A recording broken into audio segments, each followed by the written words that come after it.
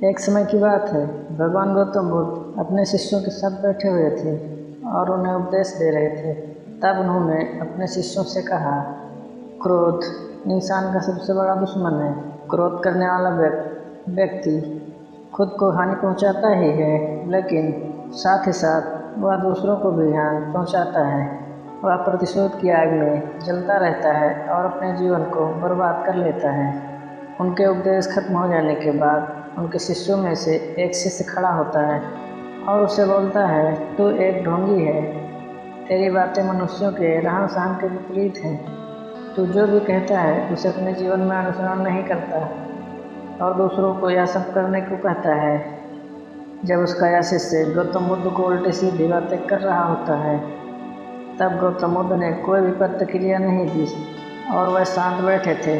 लेकिन ऐसे में वह व्यक्ति और भी ज़्यादा गुस्सा हो जाता है और गुस्से में आकर उसने गौतम बुद्ध के मुंह पर थूक तक दिया।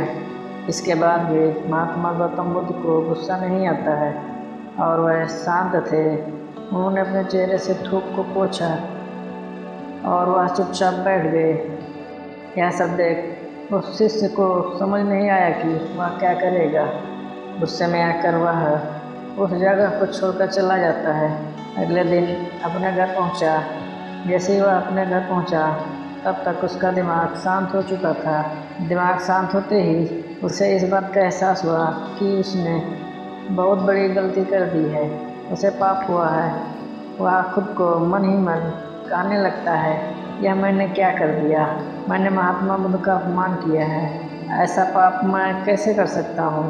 मैंने बहुत बड़ी गलती कर दी है। मुझे जाकर उनसे माफ़ी मांगनी होगी। यह कहकर वह तुरंत ही गौतम बुद्ध के पास चला जाता है। गौतम बुद्ध उस स्थान पर नहीं होते हैं। ऐसे में वह शिष्य जगह जगह भटक कर उन्हें खोजने लगता है। जैसे उसे महात्मा बुद्ध मिलते हैं, वह उनके पैरों में गिर पड़ता है। उनसे कहने लगा, मुझे माफ़ कर दीजिए, मुझसे गलती हुई है। मैंने आपका अपमान किया है। मैंने यह बहुत बड़ा पाप किया है। यह सब देखकर गौतम बुद्ध ने उससे कहा, शांत हो जाओ, क्या बात है, मुझे बताओ, तुम कौन हो। गौतम बुद्ध के यह पूछने पर वह शिष्य चौंक गया। वह सोचने लगा कि महात्मा बुद्ध मुझे कैसे भूल सकते हैं, मैंने तो उनका अपमान किया था। यह सोचकर उसने महात्मा बुद्ध से पूछा, मैं वही शिष्य हूँ जिसने कल आपका अपमान किया था और आप इतनी जल्दी मुझे भूल गए। हमें कल की बातों को कल में ही छोड़ देना चाहिए। वह अच्छा हो या बुरा, उसके बारे में बार बार विचार करना उचित नहीं है। मैं बीती हुई बातों को पीछे छोड़कर आगे चलता हूँ और ऐसा ही हम सबको भी करना चाहिए।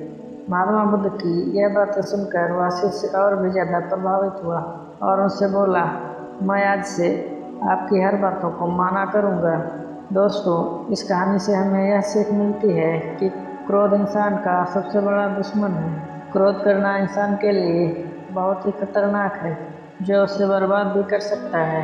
इसलिए मनुष्य को कभी भी क्रोध नहीं करना चाहिए। इस कहानी से हमें यह भी सीख मिलती है कि बीती हुई बातों को हमें भूलकर आगे बढ़ना चाहिए। अगर कोई मनुष्य अपनी बीती हुई बातों पर ज़्यादा ध्यान देता है तो उसका ध्यान पूरी तरह से भूतकाल में लगा होता है और वह इंसान कभी भी आगे बढ़ने की ओर विचार नहीं कर पाता है।